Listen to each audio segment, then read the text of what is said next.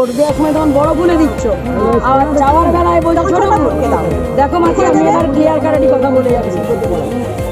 যদি এবার এখান থেকে ভোট না আসে, এবার আমি একদম ক্লিয়ার কাট বলছি, তাতে মিডিয়া থাক যে থাক আই ডোন্ট কেয়ার।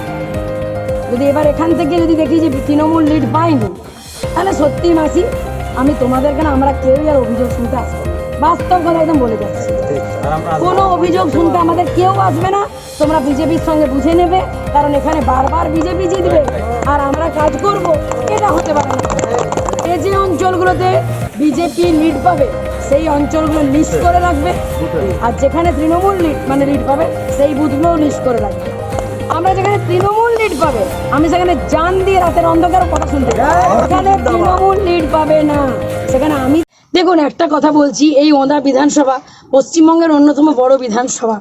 এই বিধানসভায় মানুষ বোকা হিসাবেই হোক বা স্বাভাবিক, মানে আমরা সাধারণ মানুষ সবাই তো একটু বোকাই হই। বোকা কিসের জন্য? ওই আবেগে বোকা হই। তো সেই আবেগে এই ওঁদা বিধানসভার মানুষ বারবার বিজেপিকে ভোট দিয়ে প্রচারিত। বিগত লোকসভায় সবচেয়ে বেশি লিড ছিল ওঁদা বিধানসভাতেও তাই, ঠিক আছে, লোকসভা ভোটেও তাই, পঞ্চায়েতেও তাই। এবার আমাদেরও যন্ত্রণা হচ্ছে, আমাদেরও কষ্ট হচ্ছে, বুক ফাটছে আমাদেরও তৃণমূলের।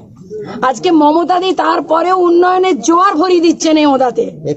তাহলে আজকে ভাবুন, এটা কি একজন তৃণমূলের সৈনিক হিসাবে, একজন কর্মী হিসাবে এটা কি কষ্ট যন্ত্রণা বেরিয়ে আসবে না? যে স্বাভাবিক, আমি এখনো বলছি, আমি ওপেন মিডিয়াতে বলছি, তাই আমার কোনো ভয় নেই যে যে অঞ্চল যে বুথ থেকে লিড হবে তৃণমূল কংগ্রেসের, সেখানে আমি জান লড়িয়ে রাতের অন্ধকারে জীবন বাজি নিয়ে তাদের পাশে থাকবো। কিন্তু যেখানে দেখুন, আমার একদম ওপেন মিডিয়ার সামনে, পাবলিকের সামনে বলতে কোনো ভয় নেই।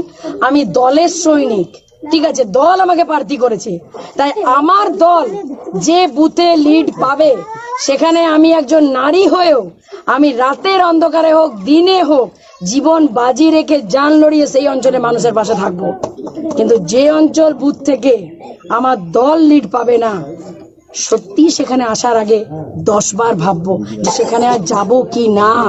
কারণ মমতাদি শুধু দিয়েই যাবে আর বিনিময়ে ধোকা খাবে, এটা আমি তৃণমূলের সৈনিক হিসেবে মানবো না। এইগুলো কিছু অপদার্থ বলছে। তৃণমূল কংগ্রেস তো মহিলাদের জন্য সন্দেশখালীকে বিখ্যাত করে দিয়েছেন। রাত্রে মহিলাদেরকে পিঠে বানাতে যেতে হয় শাহজাহানদের বাড়িতে। তাদের এই ধরনের কথা বলা অত্যন্ত লজ্জার। তৃণমূল কংগ্রেসের কি সাহায্য নিচ্ছে? তৃণমূল কংগ্রেস তো পশ্চিমবাংলার সমস্ত মানুষের কাছ থেকে সবকিছু চুরি করে নিচ্ছে, একটা চোরের পার্টি।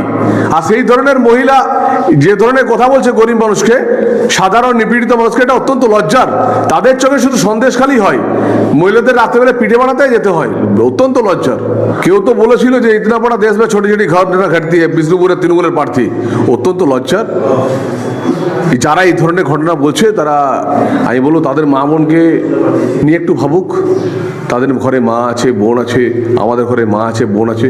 সত্যি কথা বলতে পশ্চিমবাংলার একটা কেউ এটা ভাবতে পারি? সন্দেশখালীতে যে ধরনের ঘটনা ঘটেছে, রাত্রিবেলায় মহিলাদেরকে তৃণমূলের ঘরে গিয়ে পিঠে বানাতে হচ্ছে। ভোট প্রচারে বেরিয়ে তৃণমূলের প্রার্থী সুজাতা মণ্ডল হুঁশিয়ারি দিলেন গ্রামের মহিলাদের দিকে। যেখানে তৃণমূল লিড পাবে না সেখানে আমি তো দূরস্থ, আমার কোনো কর্মীদেরকেও আমি যেতে দেব না। ভোট প্রচারে গিয়ে জনতাকে হুঁশিয়ারি তৃণমূলের প্রার্থী সুজাতা মণ্ডলের। ব্যুরো রিপোর্ট, সোনারপুর বার্তা।